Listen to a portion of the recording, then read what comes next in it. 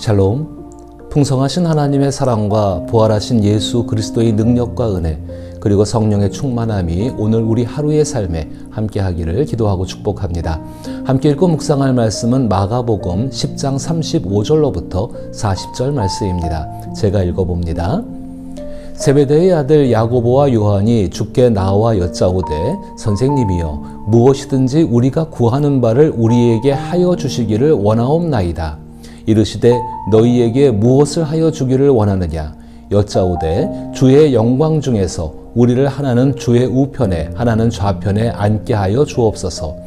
예수께서 이르시되 너희는 너희가 구하는 것을 알지 못하는도다. 내가 마시는 잔을 너희가 마실 수 있으며 내가 받는 세례를 너희가 받을 수 있느냐. 그들이 말하되 할 수 있나이다. 예수께서 이르시되 너희는 내가 마시는 잔을 마시며 내가 받는 세례를 받으려니와 내 좌우편에 앉는 것은 내가 줄 것이 아니라 누구를 위하여 준비되었든지 그들이 얻을 것이니라. 아멘. 저는 오늘 이 말씀을 예수님의 십자가와 참된 겸손이라는 제목을 가지고 생각해 보고자 합니다. 우리 안에는 다양한 종류의 근심과 걱정이 있습니다. 이러한 근심과 걱정 때문에 예수님을 믿으며 바라보는 신앙을 갖게 된 것도 사실입니다. 그리고 신앙을 통해 참된 평안과 위로를 얻기를 원합니다. 우리가 지닌 근심과 걱정 대신 참된 평안과 위로를 얻을 수 있는 곳은 바로 예수님의 십자가입니다. 예수님께서 감당하신 십자가의 진정한 의미를 깨달을 때 우리는 참된 평안과 위로를 주시는 예수님의 겸손을 향해 한 걸음 더 나아가게 됩니다. 근심과 걱정의 발원지는 교만이라고 생각됩니다. 교만은 진리를 보지 못하게 하는 눈가림과 같습니다. 근심과 걱정은 교만이 드러나는 가장 흔한 모습 중 하나입니다.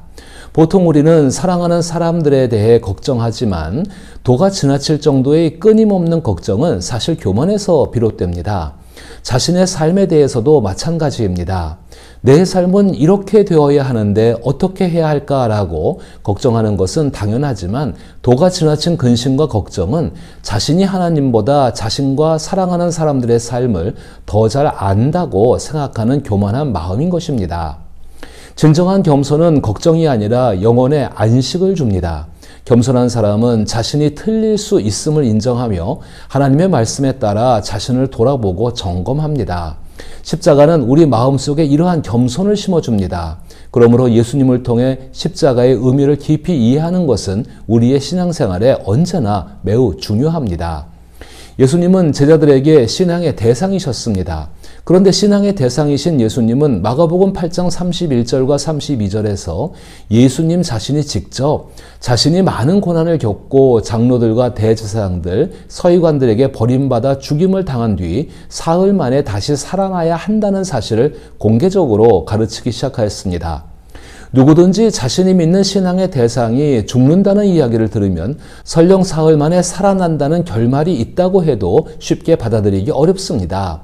죽음은 직간접적으로 경험할 수 있는 현실이지만 사흘 만에 부활한다는 것은 그들이 경험해 보지 못한 일이라 알거나 믿기 힘든 일이기 때문입니다. 그러나 제자들은 예수님의 말씀을 무시할 수 없었고 각자 나름대로 예수님의 말씀에 대한 해석을 시도했습니다. 그 결과 자신들이 익히 알고 있던 하나님 나라가 메시아이신 예수 그리스도를 통해 시작된다는 결론에 도달했습니다. 유대교를 대신하는 예수님으로 인한 새로운 종교가 시작될 것을 기대한 것입니다. 그것에 대한 강한 기대로 인해 비록 예수님께서 예루살렘으로 올라가시는 길에 세 번째로 죽음과 부활에 대해 말씀하셨지만 제자들의 마음속에서는 예수님으로 인해 시작될 새로운 왕국에서 자신들이 받을 보상과 권리에 대한 기대가 가득했습니다.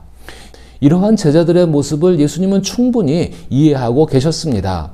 예수님은 자신에게 임박한 죽음이 대속적인 죽음이지만 그 죽음이란 사실은 모든 사람들이 겪는 일임을 아셨고 또한 자신을 통해 이루어질 하나님의 새 일인 부활을 바라보셨지만 그것은 누구도 경험해보지 못한 일임도 잘 알고 계셨습니다.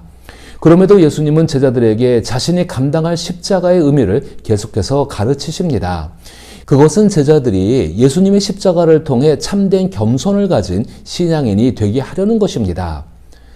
세베대의 아들 야고보와 요한이 주께 나와 여짜오되 선생님이여 무엇이든지 우리가 구하는 바를 우리에게 하여 주시기를 원하나이다. 이르시되 너희에게 무엇을 하여 주기를 원하느냐 여짜오되 주의 영광 중에서 우리를 하나는 주의 우편에 하나는 좌편에 앉게 하여 주옵소서. 3년 동안 예수님을 믿고 따르던 제자들이 선생님이여 무엇이든지 우리가 구하는 바를 우리에게 하여 주시기를 원하옵나이다 라고 요청한 것은 신앙생활, 특히 기도를 시작할 때 흔히 가지는 마음가짐을 보여줍니다. 이에 예수님께서는 너희에게 무엇을 하여 주기를 원하냐라고 물으십니다. 제자들은 그들의 소망을 담아 주의 영광 중에서 라는 표현을 사용했는데 이 말은 주께서 보좌에 앉으실 때라는 의미를 가지고 있습니다. 제자들의 요청을 우리 신앙의 대상인 예수님의 입장에서 바라보지 않는다면 그들이 바라는 것은 매우 원대한 요구임을 알 수 있습니다. 즉 예수님께서 세상을 다스리시는 권세를 가지게 되면 우리를 좌우편에 앉혀 그 권세를 함께 행사할 수 있는 자격을 달라는 뜻입니다. 이에 예수님께서 다음과 같이 말씀하십니다. 예수께서 이르시되 너희는 너희가 구하는 것을 알지 못하는도다. 내가 마시는 잔을 너희가 마실 수 있으며 내가 받는 세례를 너희가 받을 수 있느냐. 그들이 말하되 할 수 있나이다. 예수께서 이르시되 너희는 내가 마시는 잔을 마시며 내가 받는 세례를 받으려니와 내 좌우편에 앉는 것은 내가 줄 것이 아니라 누구를 위하여 준비되었든지 그들이 얻을 것이니라. 예수님의 십자가 죽음과 부활을 직접 경험하지 못했던 제자들은 이 말씀을 이해하지 못했습니다. 그러나 오늘날 우리는 다릅니다. 예수님의 가장 영광스러운 순간이 언제인지, 예수님께서 어디서 하나님의 정의와 영광을 가장 분명하게 드러내셨는지, 그리고 어디서 하나님의 사랑을 가장 충만하게 나타내셨는지 우리는 이미 알고 있습니다. 바로 예수님께서 십자가 위에 계셨던 그때입니다. 그런데 그때를 생각해 보십시오. 예수님께서 가장 영광스러운 순간을 맞이하실 때 실제로 예수님의 우편과 좌편에 있던 사람들은 제자들이 아니라 십자가에 처형된 범죄자들이었습니다. 그래서 예수님께서는 야고보와 요한에게 무엇을 알고 그런 부탁을 하는 것이냐라고 말씀하고 계시는 것입니다. 그리고 예수님께서는 잔과 세례에 대해 말씀하십니다. 구약에서 잔은 주로 하나님의 공정한 심판을 상징합니다.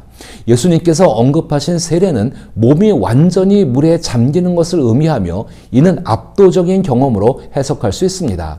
따라서 예수님의 말씀은 다음과 같은 뜻을 담고 있다고 생각됩니다. 내가 나의 몸값으로 그 대가를 지불하겠다. 내가 그 잔을 마시겠다. 내가 그 빈틈을 메우겠다. 내가 모든 인간의 악에 대해 공정한 심판을 받겠다. 너가 형벌을 받지 않도록 내가 그 무거운 형벌이라는 압도적인 경험을 감당하겠다. 그때 제자들의 대답은 39절에서 보듯이 할 수 있나이다 였습니다.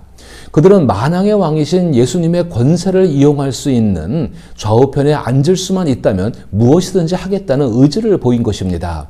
또한 그것이 자신들이 신앙의 대상으로 삼은 예수님을 따르는 자신들의 당연한 몫이라고 생각한 것입니다. 그러나 예수님께서는 제자들이 자신이 마시는 잔과 세례를 받게 될 것이라고 말씀하시면서도 좌우편에 앉는 자리는 예수님이 주시는 것이 아니라 이미 준비된 자들을 위해 마련된 것임을 분명히 하셨습니다. 이처럼 예수님께서 제자들에게 하신 말씀을 곰곰이 생각해 보면 참된 신앙의 길은 권세나 명예를 쫓는 것이 아니라 예수님께서 걸으신 고난과 헌신, 사랑과 섬김의 길을 따르는 데 있음을 깨닫게 됩니다. 신앙이란 인간이 자신의 삶을 초월적인 존재인 하나님께 맡기고 하나님을 신뢰하며 살아가는 태도입니다. 이는 하나님에 대한 지식과 신뢰 그리고 순종이 어우러진 삶의 방식으로 단순히 믿는다는 말에 그치지 않고 실제 행동과 결단으로 나타납니다. 성경은 신앙을 믿음으로 설명합니다. 또한 믿음을 바라는 것들의 실상이며 보이지 않는 것들의 증거라고 정의합니다. 이는 신앙이 눈에 보이는 증거가 없더라도 확신을 가지고 나아가는 힘임을 의미합니다. 믿음은 인간의 노력만으로 얻어지는 것이 아니라 하나님의 은혜와 은총으로 주어지는 선물이자 동시에 인간이 자유의지를 가지고 응답해야 하는 책임이기도 합니다. 신앙은 하나님과의 관계 속에서 형성됩니다. 이는 단순한 종교적 의무가 아니라 인격적인 만남이며 그 만남을 통해 인간은 삶의 의미와 방향을 발견하게 됩니다. 어려움과 고난 속에서도 신앙은 소망을 주고 삶을 새롭게 바라보는 눈을 열어줍니다. 결국 신앙은 하나님을 아는 지식, 하나님을 신뢰하는 마음, 그리고 하나님 말씀에 순종하는 실천이 하나로 어우러진 삶의 태도라고 할 수 있습니다. 요약하자면 신앙은 하나님과의 관계 속에서 은혜로 주어지고 인간의 응답으로 완성되는 삶의 방식입니다. 이 같은 삶의 방식을 통해 그리스도인의 신앙은 예수님의 성품과 섬김 사명을 따라가게 됩니다. 예수님의 십자가는 예수님을 닮아가는 신앙인의 삶 속에 참된 겸손을 불러일으킵니다. 그러므로 오늘 하루의 삶에서 근심과 걱정 대신 십자가 위에서 참된 겸손을 보이신 예수님의 평안이 함께하기를 기도하며 축복합니다.